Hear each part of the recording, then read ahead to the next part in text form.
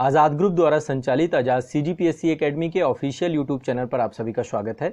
ये बृहद मंच छत्तीसगढ़ लोक सेवा आयोग द्वारा आयोजित किए जाने वाले CGPSC एग्जाम, साथ ही अन्य सभी एग्जाम, CG व्यापम तथा छत्तीसगढ़ राज्य में आयोजित होने वाली सभी प्रतियोगी परीक्षाओं की तैयारी करने वाले सभी अभ्यर्थियों के लिए ये समर्पित एक व्यापक मंच है।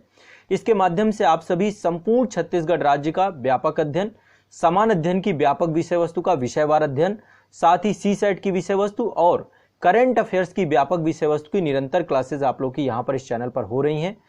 साथ ही आप सभी के लिए एक निःशुल्क मासिक करंट अफेयर्स की पत्रिका दी जा रही है आप लोगों को। ये पत्रिका आपको आज़ाद CGPSC एकेडमी के ऑफिशियल एप्लीकेशन में मिलेगी। ये ऐप आपको गूगल प्ले स्टोर पे मिल जाएगा या फिर इस ऐप की लिंक आपको डिस्क्रिप्शन में वीडियो में मिल जाएगी। तो आप सभी आज़ाद CGPSC एकेडमी के एप्लीकेशन को डाउनलोड करिए। इस एप्लीकेशन के माध्यम से आपका कोई भी किसी प्रकार का डाउट होता है तो एक चैट सेक्शन मिलेगा, वहां से आप हमसे जुड़ सकते हैं। चैट सेक्शन से आप कोई भी किसी भी तरीके की जो भी आपकी शंका समाधान हो आप लोग कर सकते हैं। संस्थान के द्वारा आपको कंप्लीट पूरी मदद की जाएगी। यदि आप हमारे साथ जुड़ करके व्यापक अध्ययन करना चाहते हैं, कंप्लीट अपने एग्जाम को लेकर के विषयवार समग्रता से आसान भाषा में संपूर्ण पाठ्यक्रम की तैयारी करना चाहते हैं, तो आपको एप्लीकेशन के स्टोर सेक्शन में सारे कोर्सेज मिल जाएंगे। आप अपने कोर्सेज से जा करके क्लास कर सकते हैं। किसी प्रकार के डाउट होने पर चैट सेक्शन में हमसे पूछ सकते हैं। तो इस यूट्यूब चैनल के माध्यम से आप सभी की व्यापक क्लासेज रेगुलर निरंतर हो रही हैं। आप सभी हमारे साथ जुड़ करके प्रतिदिन के स्तर पे क्लास करिए। यदि आप पहली बार इस चैनल पे आए हैं तो निश्चित तौर पे इसको सब्सक्राइब करिए ताकि प्रतिदिन की क्लासेस का नोटिफिकेशन आप तक पहुंच सके। बेल आइकन जरूर इसको लीजिए। साथ ही छत्तीसगढ़ के सभी छात्रों तक इसे पहुंचाने का प्रयास करिए। हर एक वीडियो को सभी के साथ शेयर करिए, इस चैनल को शेयर करिए और अपने मित्रों को बताइए और एक व्यापक तैयारी हमारे साथ प्रतिदिन के स्तर पे प्रारंभ करिए। तो चलिए आज की क्लास प्रारंभ करते हैं। करंट अफेयर्स के सेशन में सबसे पहली न्यूज जो है, भारत के जो थल सेना प्रमुख हैं, अभी तक जो थे हमारे थल सेना प्रमुख वो थे जनरल मनोज मुकुंद नरवणे। ठीक है, ये आज ही की न्यूज़ है। और जो भारत के थल सेना अध्यक्ष हैं ये अब हो गए हैं लेफ्टिनेंट जनरल मनोज पांडे जी। ये अगले सेना प्रमुख के तौर पे होंगे। ठीक है, नरवणे साहब जी का अभी ये कार्यकाल कंप्लीट हो रहा है। तो ये हैं हमारे मनोज पांडे जी। तो थल सेना अध्यक्ष चेंज हो गए हैं भारत के, ये आप लोगों को जानकारी होनी चाहिए। मतलब अगले होंगे ये थल सेना और ये भारत के 29वें थल सेना अध्यक्ष बनेंगे, ये भी ध्यान रखिएगा। ठीक है, 29वें थल सेना अध्यक्ष बनेंगे। तो अभी तक मनोज मुकुंद नरवणे जी थे, जनरल मनोज मुकुंद नरवणे थे।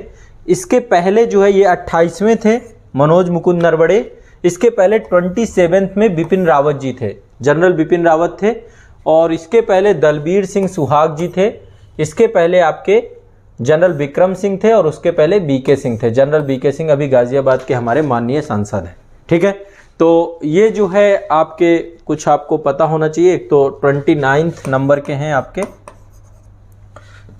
और ये हैं अभी मनोज पांडे। ठीक है, ये आपको ध्यान रखना है, मनोज पांडे, जनरल मनोज पांडे जी। ठीक है, तो ये आपके अगले थल सेना अध्यक्ष होंगे, ध्यान रखिएगा इस चीज को। ठीक है, लेफ्टिनेंट जनरल मनोज पांडे जी देश के सेना प्रमुख नियुक्त किए गए। और ये बाकी अन्य सेना प्रमुख हैं हमारे। वायु सेना प्रमुख हमारे कौन हैं? Air chief marshal VR Chaudhary ji हैं। ठीक है, तो ये हमें ध्यान रखना है। इसके बाद जो नौसेना प्रमुख हैं एडमिरल R हरिकुमार है। ठीक, तो ये दोनों आपको पता होने चाहिए।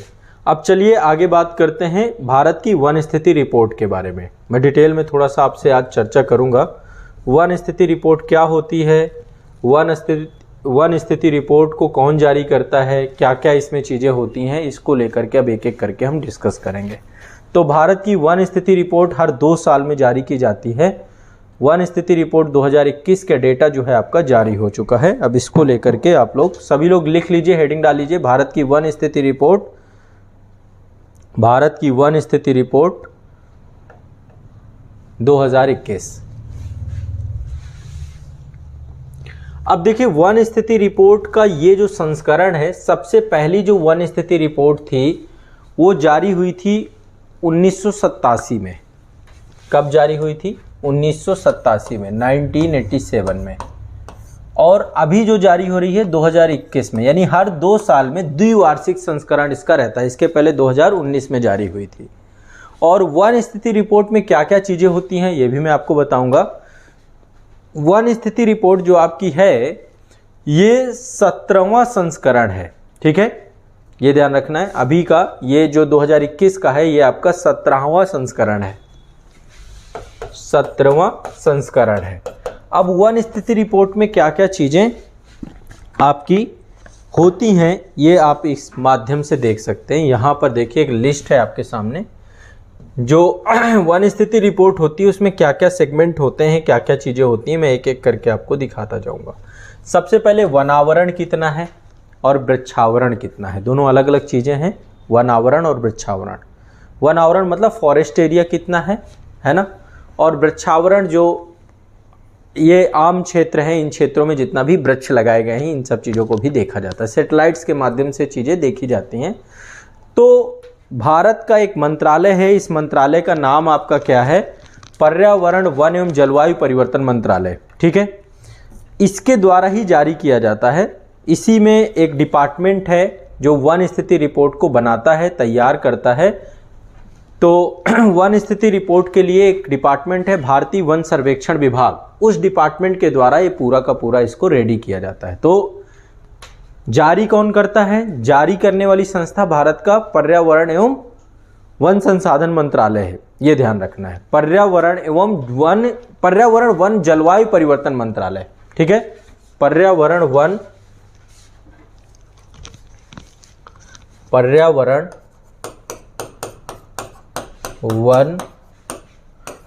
जलवायु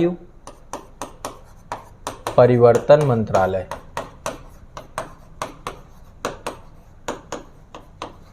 ठीक है। पर्यावरण वन जलवायु परिवर्तन मंत्रालय ये आपका मंत्रालय है, और जो बना करके तैयार करता है भारतीय वन सर्वेक्षण विभाग है इसके लिए, उसके द्वारा ये तैयार किया जाता है वन स्थिति रिपोर्ट, ठीक है।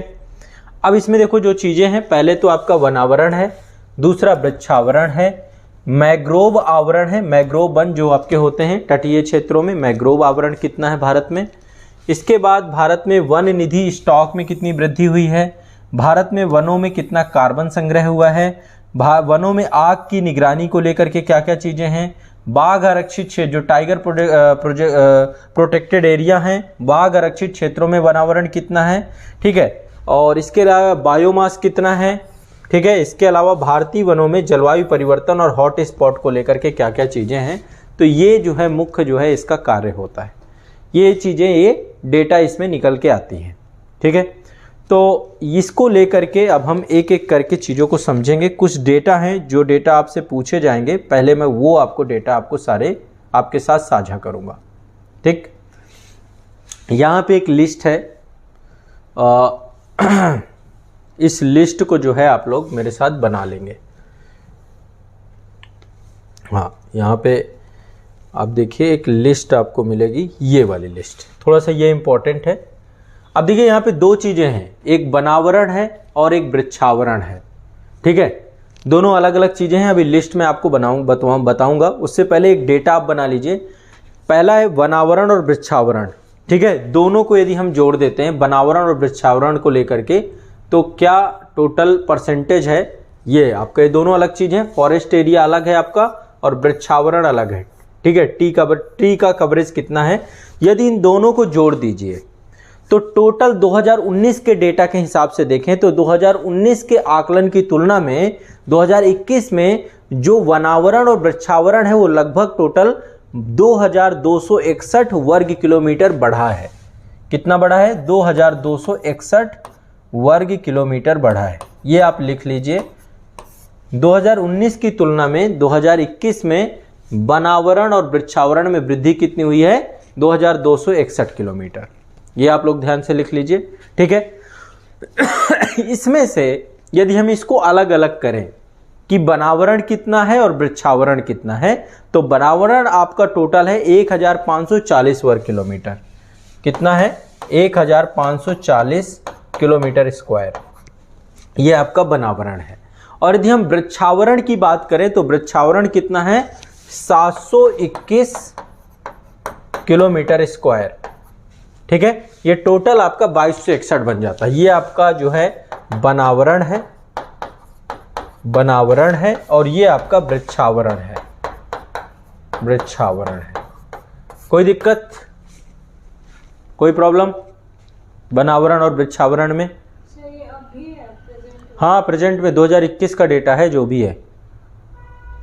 ठीक है, अब ये एक डेटा हो गया, ये आपको याद रखना है, ये ध्यान रखना है। बनावरण कितना है, वृक्षावरण कितना है, और दोनों का टोटल कितना है, 2261 किलोमीटर स्क्वायर।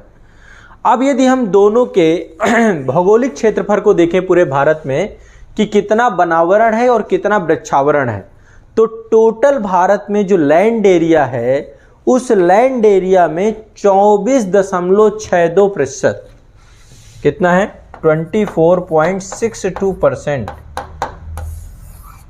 बनावरण और वृक्षावरण दोनों देखने को मिलता है। बनावरण भी है और वृक्षावरण भी है। ठीक है, ये भी आपको डेटा याद करना है, सबसे इंपॉर्टेंट है। क्लियर है, स्पष्ट है, किसी को कोई दिक्कत? ये साथ साथ डेटा मेरे याद करते चलो तो और बेहतर हो जाएगा। ठीक है, तो देश के भौगोलिक, कुल भौगोलिक क्षेत्र का कुल भौगोलिक क्षेत्र का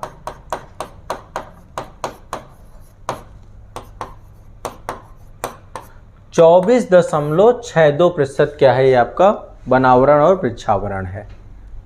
ठीक, अब यहाँ पे मैं कुछ आपको डेटा आपके साथ साझा करता हूँ ताकि वो डेटा आप लोग साथ साथ लिख लीजिए। अब बनावरण में कौन से ऐसे राज्य हैं जहाँ पे सबसे ज़्यादा वृद्धि हुई है, इससे पूछता है। ठीक है, परसेंटेज वाइज भी पूछता है और क्षेत्रफल के हिसाब से भी पूछता है, दोनों अलग अलग डेटा है। तो यहाँ पे ये वाला जो मैंने आपको अभी दिखाया था, ये वाला ग्राफ आपको साथ में मेरे बनाना है। ठीक है, यहाँ पे आप देखिए, ये आपका एक फॉरेस्ट कवर और ट्री कवर एरिया, दोनों को अलग अलग अभी हम देख लेंगे। पहले आप इसको देखिए, ये समझिए, ये एक यहाँ पे देखिए बनावरण में वृद्धि। ठीक है, ये केवल बनावरण का है, ये देख लीजिएगा, यहाँ भी बनावरण लिखा हुआ है, यहाँ भी फॉरेस्ट एरिया, ट्री एरिया नहीं, ट्री कवर एरिया नहीं, फॉरेस्ट एरिया, ये भी बनावरण है। लेकिन यहाँ पे देखिए वृद्धि कितनी हुई है, सबसे ज़्यादा। यहाँ पे रैंकिंग है, टॉप 5 राज्यों की रैंकिंग यहाँ पे दी गई है। तो नंबर 1 आंध्र प्रदेश है, सबसे ज़्यादा बनावरण या फॉरेस्ट एरिया बढ़ा है आंध्र प्रदेश में, नंबर 1 में।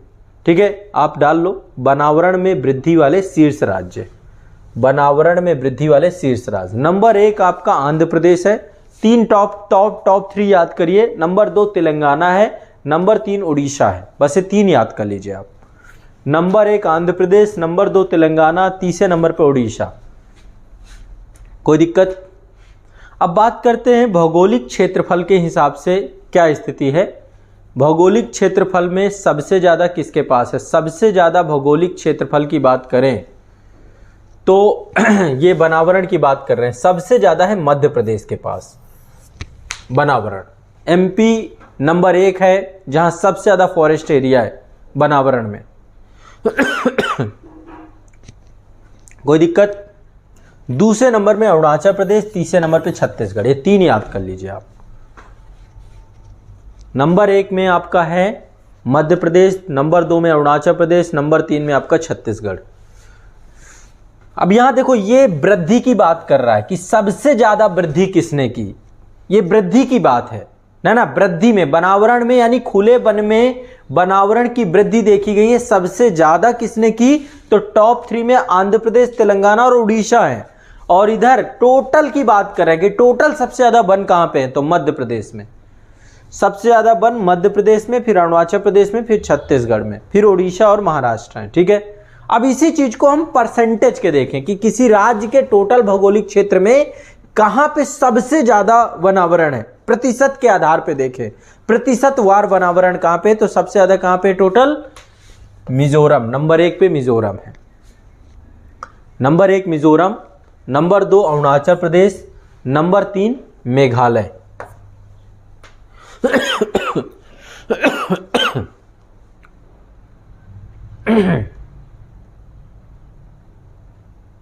ये तीनों याद कर लेना है, ये डेटा बहुत इंपॉर्टेंट है। ठीक है ना? ये डेटा आपको पूरा याद कर लेना। नंबर 1 में मिजोरम सबसे ज़्यादा भौगोलिक क्षेत्रफल, मतलब कुल भौगोलिक क्षेत्रफल के प्रतिशत के रूप में बनावरण। जैसे मिजोरम का टोटल जो भौगोलिक क्षेत्र है उसका 84.53% वन ही है ना। अरुणाचल प्रदेश में 79.33% वन ही है। मेघालय के 76% क्षेत्र में वन ही है। मणिपुर हो गया, फिर नागालैंड हो गया। तो देखिए सारे के सारे आपको नॉर्थ ईस्ट के देख रहे हैं। नॉर्थ ईस्ट में फॉरेस्ट एरिया ज़्यादा है। कारण क्यों है? नहीं भाई, कारण है वहाँ का जलवायु, वर्षा बहुत ज़्यादा होती है ना, वहाँ पे वर्षा बहुत होती है। और दूसरा जो है असम नहीं है, देखो असम मैदानी क्षेत्र है, ये पर्वतीय क्षेत्र है सारे के सारे, ठीक है।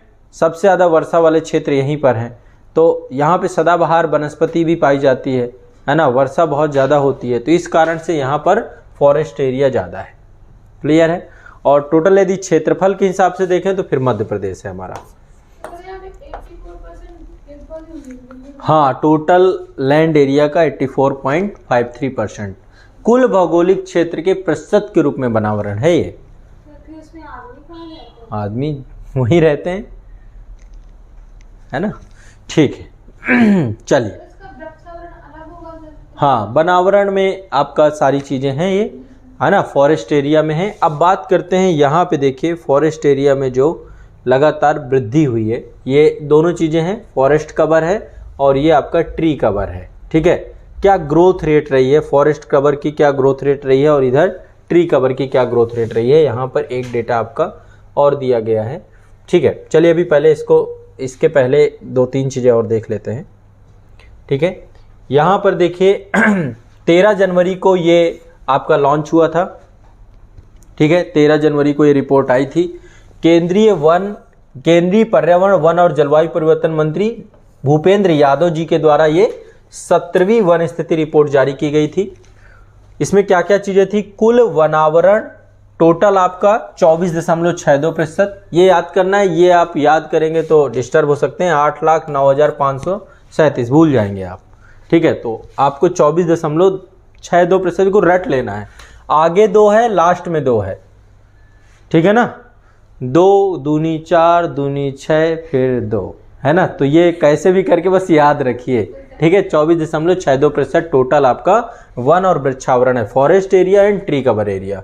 टोटल कुल वनावरण की बात करें तो वनावरण आपका, केवल वनावरण की बात करें, ठीक है, 24.62, तो ये आपका टोटल वनावरण और वृक्षावरण दोनों है।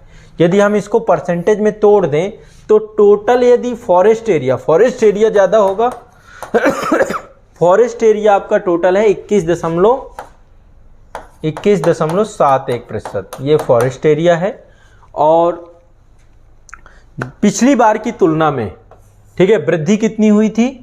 2261, ये भी याद रखिएगा। यदि परसेंटेज में देखें कि कितनी वृद्धि हुई है तो 0.28% की वृद्धि दर्ज की गई है, ठीक है। आप जहां पे लिखा है 2261 वहीं पे आगे लिख लीजिए 0.28% की वृद्धि हुई है आपकी, ठीक है। पिछली बार 2019 की तुलना में, इसके पहले 2019 में आई थी, 2021 की रिपोर्ट है, हर 2 साल में रिपोर्ट आती है ये। क्लियर है, स्पष्ट है, इसमें कोई दिक्कत नहीं है, ठीक है। फॉरेस्ट एरिया ये टोटल 24.62 में फॉरेस्ट एरिया आपका कितना है? 21.71, ठीक है। इसके बाद यहाँ पे इसको 2 भागों में तोड़ दिया है, इसको 2 भागों में तोड़ दिया। मैंने आपको ये पहले शुरुआत में ही बताया है कि फॉरेस्ट एरिया टोटल कितना बढ़ा है आपका? 1540, ठीक है। यदि परसेंटेज में बात करें तो 0.22% ये बढ़ा है फॉरेस्ट एरिया। और यदि हम वृक्षावरण की बात करें तो 721 बढ़ा है, ये आपका लगभग 0.76% के आसपास ये बढ़ा है, ठीक है, ये दोनों। और टोटल इन दोनों को कर दें तो 0.28 के आसपास वृद्धि हुई है। वनावरण वाले 5 शीर्ष राज्य अभी मैंने आपको बताए, आंध्र प्रदेश, तेलंगाना, उड़ीसा, ये 3 आपको याद रखने हैं।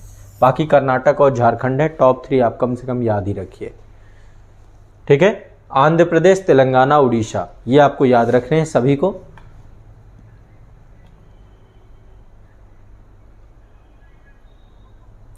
ये देखिए सबके लिए काम आएगा। वन स्थिति रिपोर्ट से क्वेश्चन पूछा जाता है, आपको ये ध्यान रखना है।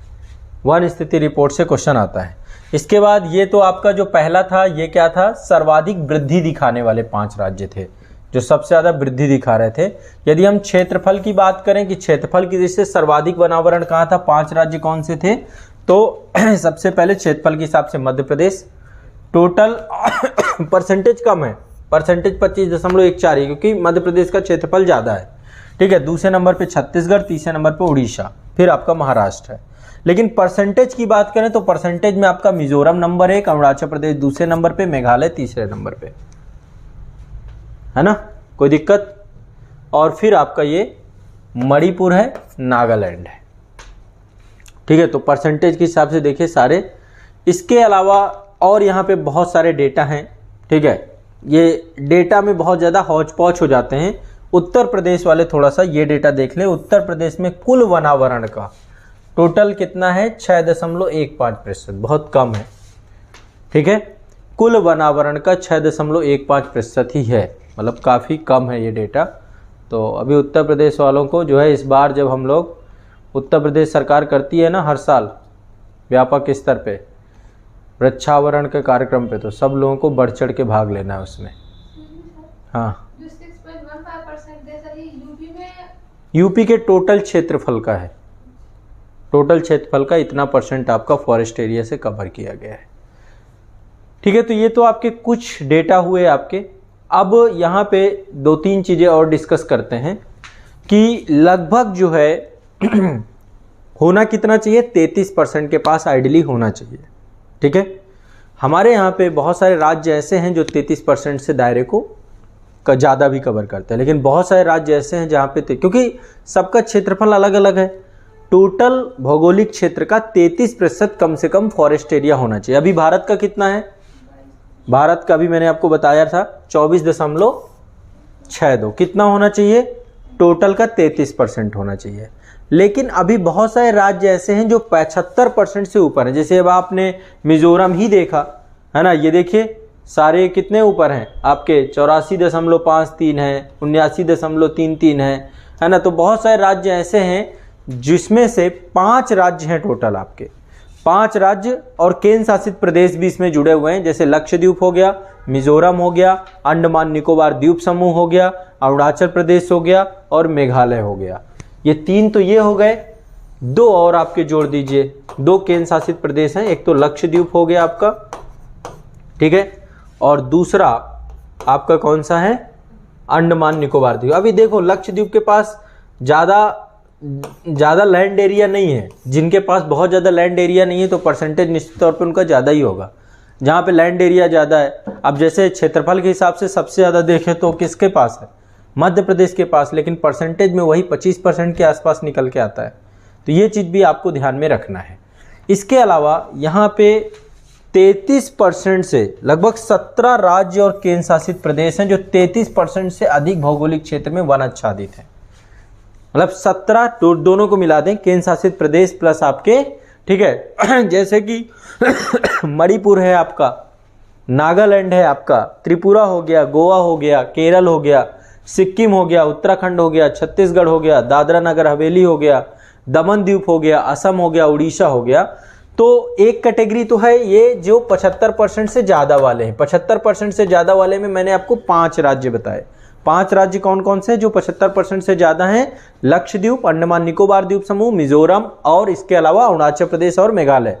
ये 5 हैं जो 75% से ज़्यादा इनमें फॉरेस्ट एरिया है, वनावरण है, ठीक है। दूसरा है 33% से 75% वाली कैटेगरी, 33% से 75% वाली कैटेगरी। तो इसमें टोटल कितने हैं, 12 राज्य हैं, 12 राज्य इसके अंतर्गत है। इसमें तो आपके 5 हैं, ठीक है, और इसमें कितने हैं, 12 राज्य। 12 राज्यों के नाम मैं आपको रफली बस ऐसे चर्चा के लिए, कोई ज़रूरत नहीं है। मणिपुर, नागालैंड, त्रिपुरा, नॉर्थ ईस्ट के लगभग सारे हैं, गोवा के बाद आपका केरल भी आपका फॉरेस्ट एरिया है अच्छा खासा, सिक्किम हो गया आपका, उत्तराखंड हो गया, छत्तीसगढ़ हो गया, दादरा नगर हवेली हो गया, दमन द्वीप हो गया, असम भी इसमें सम्मिलित है, तो नॉर्थ ईस्ट के सारे और उड़ीसा हो गया।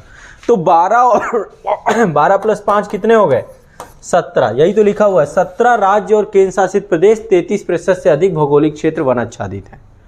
तो 33% से ज़्यादा कितने हैं हमारे? Total 17 state.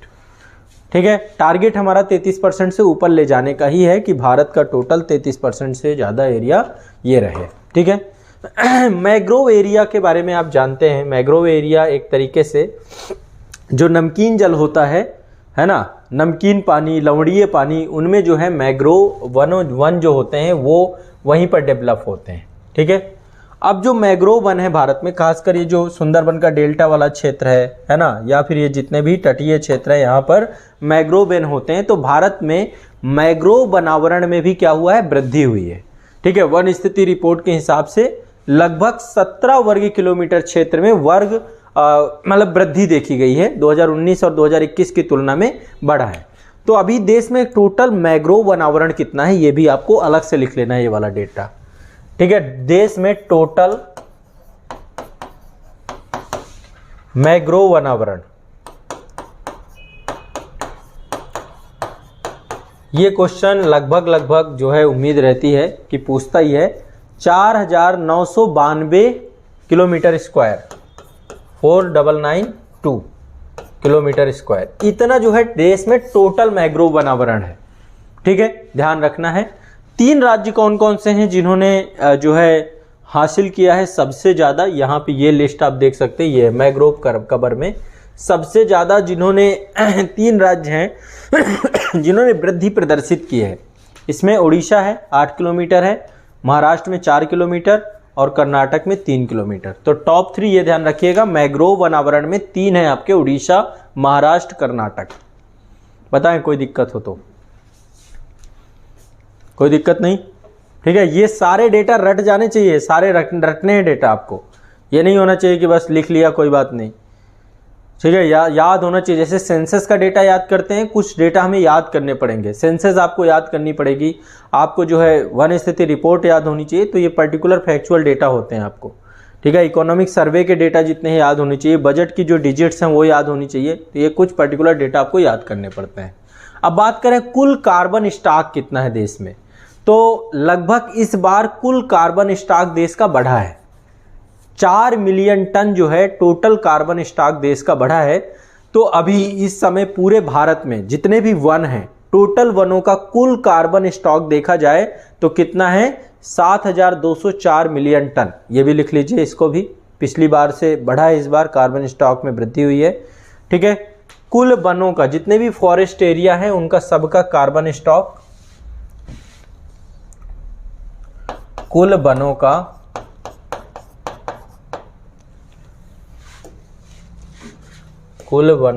कार्बन स्टॉक, वनों का कार्बन स्टॉक टोटल कितना है? Carbon stock 7204 million ton, 7204 million ton. ये आपको एक डेटा ये भी याद रखना है। बांस के बारे में जानते हैं आप लोग? बांस के तने होते हैं, है ना, बांस के तने होते हैं, इनको कलम बोलते हैं, है ना। बांस जो है तने के नुमा में होता है। वर्तमान में टोटल बांस कितने हैं भारत में? ठीक है, तो टोटल बांसों की संख्या जो है लगभग हो गई है 53,336 मिलियन तने के रूप में।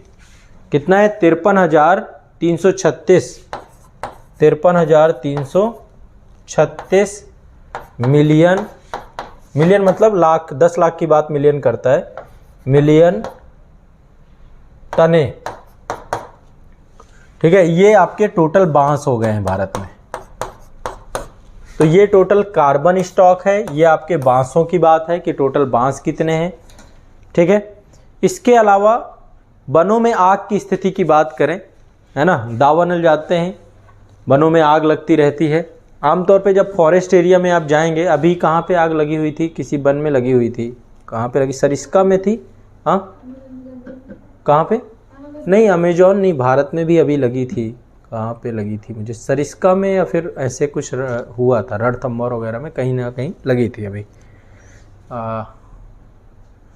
चलिए एग्जैक्टली तो होता क्या है इस टाइम पे, आपको पता है कि इस टाइम पे मानसून की स्थिति होती नहीं है, गर्मी बहुत ज़्यादा होती है, टेम्परेचर बाहर का 40 डिग्री से ज़्यादा चला जाता है।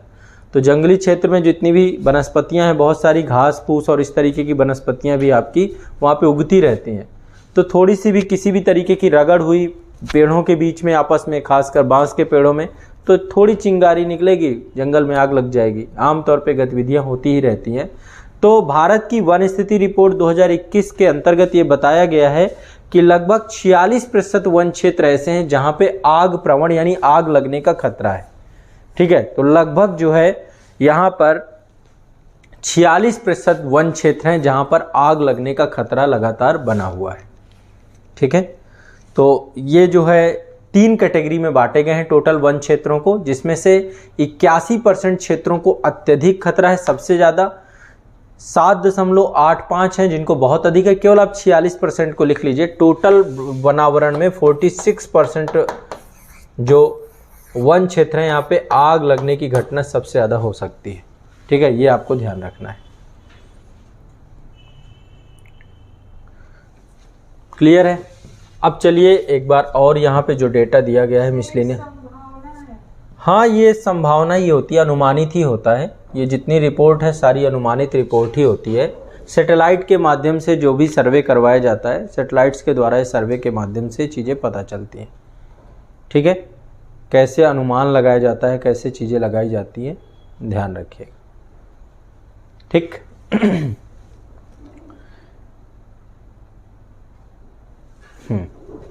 यहाँ पे आपके कुछ डेटा और दिए गए हैं। पहला एक मैंग्रोव वन का कवर टोटल मैंने आपको बताया कितना, 4992 किलोमीटर स्क्वायर। ठीक है, भारत के कुल भौगोलिक क्षेत्र का कितना है, ये 0.15%। ये भी लिख लीजिए आप डेटा। मैंग्रोव वन की बात है, देश में कुल मैंग्रोव कवर 4992 वर्ग किलोमीटर है, जो कि कुल भौगोलिक क्षेत्र का 0.15% है।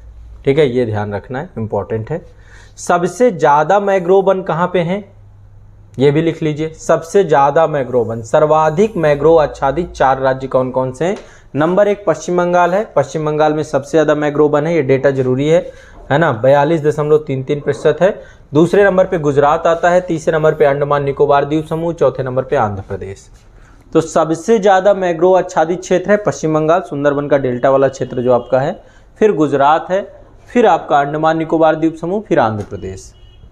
ठीक है, और जो तीव्र वृद्धि वाले 3 राज्य थे वो मैंने आपको लिखवाए थे, उड़ीसा, महाराष्ट्र और कर्नाटक। ये सबसे ज्यादा वृद्धि वाले राज्य के तौर पे थे। ठीक है, अभी मैंने कार्बन स्टॉक के बारे में आपको बताया। टोटल कुल कार्बन स्टॉक आपका कितना है, 7200। ठीक है, इसके बारे में हमारी चर्चा हुई थी। कार्बन स्टॉक मतलब देखिए जो लकड़ियां हैं जितनी भी हैं वो सब कार्बन ही तो हैं, कार्बन का प्रतिरूप ही तो हैं। तो बायोमास के टॉप पे जितनी भी चीज़ें होती हैं उसको उस रूप में हम लोग देखते हैं। ठीक है, तो ये आपका इसके बाद नेक्स्ट है आपका वार्षिक वृद्धि कितनी हुई है पिछली बार की तुलना में। इस बार जो है 39.7 मिलियन टन। ये डेटा कोई इंपॉर्टेंट नहीं है। इसके अलावा यहाँ पर इसके बाद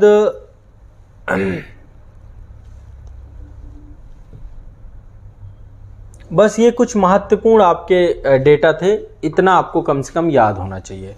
एक और ध्यान रखिएगा, राष्ट्रीय वन नीति 1988 के अनुसार देश का कुल भौगोलिक क्षेत्र का 33% भूभाग क्या होना चाहिए, वनावरण वृक्षावरण से आच्छादित होना चाहिए। ठीक है, टोटल ये आपके लिए ये एक पॉलिसी है, 1988 की पॉलिसी है, तो इसके तहत ही चीज़ों को लेकर के चलना है। देखिए, जो भारतीय वन सर्वेक्षण विभाग होता है इसके द्वारा ही ये सर्वेक्षण कराया जाता है। सैटेलाइट्स का सहारा लिया जाता है, सैटेलाइट्स के माध्यम से जो है सर्वेक्षण आमतौर पे होता है। इस संस्था के बारे में भारतीय वन सर्वेक्षण, ठीक है, ये आपका पर्यावरण और वन मंत्रालय भारत सरकार के अधीन एक संगठन है, एक विभाग है। इसका मुख्य कार्य क्या है? भारतीय वन सर्वेक्षण का मुख्य कार्य है देश में जितना भी वन संसाधन है, वन संसाधनों का सर्वेक्षण करना और उनका मूल्यांकन करना। स्थापना इसकी हुई थी 1965 में। ठीक है, और भारत सरकार, इसमें यूएनडीपी भी था, एफएओ था और साथ में भारत सरकार था। वन संसाधनों के सर्वेक्षण के लिए इसका संगठन किया गया था। तो ये लगातार जो है ये संस्था जो है आपकी काम कर रही है और इसी के द्वारा वन स्थिति रिपोर्ट जो है जारी की जाती है। ठीक है, तो ये आपका कुछ महत्वपूर्ण डेटाबेस था वन स्थिति रिपोर्ट से। अब इसको आपको बिल्कुल रट लेना है, जितने भी मैंने आपको फैक्ट फिगर डाटा जो भी बताए हैं इन सबको आपको रट लेना है। क्लियर है, स्पष्ट है? आज के लिए इतना ही रखेंगे। ठीक है, इतना ही इनफ है। ये डेटा आप आज जो है एक बार देख लेंगे अगेन, तो आपको जितने भी डाउट्स हैं कवर हो जाएंगे। बस इतनी ही चीज़ें कम से कम आपको याद होनी चाहिए जो परीक्षा में आपकी उम्मीद है कि आएंगी। जितने पॉइंट मैंने आपको लिखवा दिए इतने पर्याप्त हैं। एक बार मैं फिर से आपको थोड़ा सा रिवाइज करा देता हूँ। 13 जनवरी 2022 को केंद्रीय वन पर्यावरण जलवायु परिवर्तन मंत्री भूपेंद्र यादव के द्वारा जो है 17वीं ये रिपोर्ट है। कौन सी है? 17वीं नंबर की रिपोर्ट है। इसमें जो है बताया गया कि कुल भौगोलिक क्षेत्र का 24.62% जो है टोटल फॉरेस्ट एरिया है। इसमें ये वर्ग किलोमीटर में देखें तो देश का 8,09,537 वर्ग किलोमीटर का क्षेत्र टोटल है। इसमें कुल वनावरण की बात करें तो टोटल जो वनावरण आपका है, मतलब दो चीज़ें होती हैं, वनावरण अलग है, वृक्षावरण अलग है।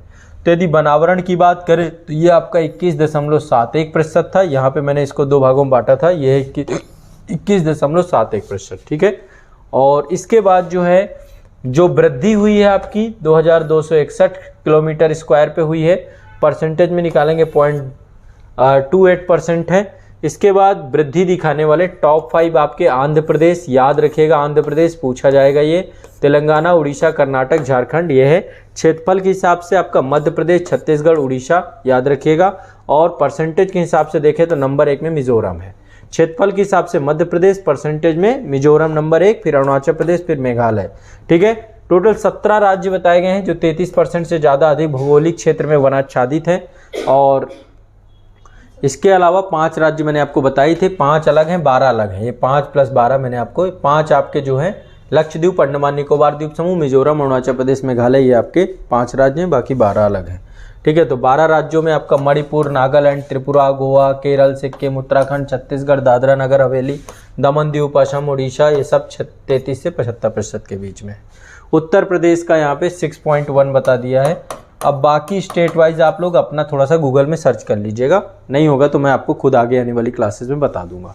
ठीक है, उत्तर प्रदेश का जो है 6.15% है। इसके बाद जो है टोटल मैग्रोव कवर की बात करें तो मैग्रोव कवर कितना है? 4,992 ठीक है किलोमीटर स्क्वायर है। और कुल भौगोलिक क्षेत्र का ये कितना है? 0.15% मैग्रोव कवर की बात है।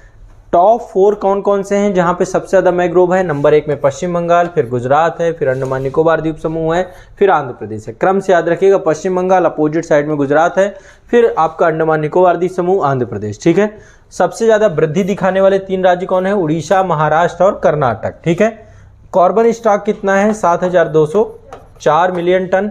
ठीक है, ये मिलियन टन में है आपका। वार्षिक वृद्धि कितनी हुई है टोटल? इसमें टोटल वृद्धि कितनी हुई है पिछली बार की तुलना में? 79.4 मिलियन टन, और वार्षिक 39.7 मिलियन टन हुई है। तो ये याद रखना है, 79.4 मिलियन टन 2 साल के अंदर बढ़ा है। ठीक है, ये आपको ध्यान रखना है, इतना इंपॉर्टेंट है आपका।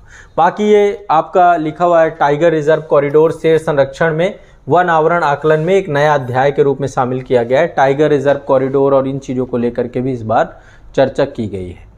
ठीक है, डिस्कस किया गया है। ठीक है, टोटल इसमें बताया गया है कि 52 जो है बाघ अभ्यारण्यों में वनावरण की थोड़ा सा लगभग जो है कमी रही है, 62 वर्ग किलोमीटर की कमी हुई है। तो ये एक नया चैप्टर जोड़ा गया है आपका टाइगर रिजर्व कॉरिडोर और शेर संरक्षण को लेकर के, ये नया आपका जोड़ा गया है। ठीक है, वन क्षेत्र में 3 जो आपके राष्ट्रीय उद्यान हैं, 3 राष्ट्रीय उद्यान हैं जो सबसे ज़्यादा वन क्षेत्र में वृद्धि हुई है। एक तो आपका पश्चिम बंगाल में बक्सा पड़ता है, फिर अन्नामलाई तमिलनाडु में, और इंद्रावती छत्तीसगढ़ में। इन सब में मतलब 3 टॉप 3 हैं, बक्सा, अन्नामलाई। तो ये 3 टाइगर रिजर्व हैं, राष्ट्रीय उद्यान भी हैं, टाइगर रिजर्व भी हैं, जो सबसे ज़्यादा जहाँ पे वनावरण मतलब उसमें वृद्धि हुई है, बक्सा, अन्नामलाई और इंद्रावती। ये ध्यान रखना है बस। ठीक है, यहाँ पे ठीक है, तो ये आपका जो है वन स्थिति रिपोर्ट से जुड़ी हुई चीज़ें हैं। ठीक है, यहाँ पे लिखा हुआ है कि ये संस्था है देहरादून में, भारतीय वन सर्वेक्षण विभाग है। कहाँ स्थित है इसका मुख्यालय? है देहरादून में, भारतीय वन सर्वेक्षण विभाग का, फॉरेस्ट सर्वे ऑफ इंडिया। तो ये रिमोट सेंसिंग सैटेलाइट्स जो आपकी होती हैं, सुदूर संवेदित जितने भी उपग्रह होते हैं, उनके माध्यम से देश में वनों और वृक्षों की ये स्थिति को जानता है और इसके द्वारा जो है ये प्रकाशित किया जाता है। मैंने आपको बताया था शुरू में 1987 से ये जारी कर रहा है, ये 17वां संस्करण है 2021 का। हर 2 साल में वन स्थिति रिपोर्ट आती है हमारी। ठीक है, अब वन स्थिति रिपोर्ट को एक बार रिवाइज जरूर करो और बस इसके बाद कुछ आपका बचेगा नहीं, काम हो जाएगा आप लोगों का सारा कुछ। ठीक है, कोई दिक्कत? टोटल कितना जैव भार है ना, हर चीज़ में जैव भार, वनस्पतियाँ हैं, हर जंगल का अपना जैव भार होता है। ठीक है, कितनी सघनता है, हर एक वृक्ष का बायोमास अलग अलग हो सकता है। बायोमास मतलब जैव भार। ठीक।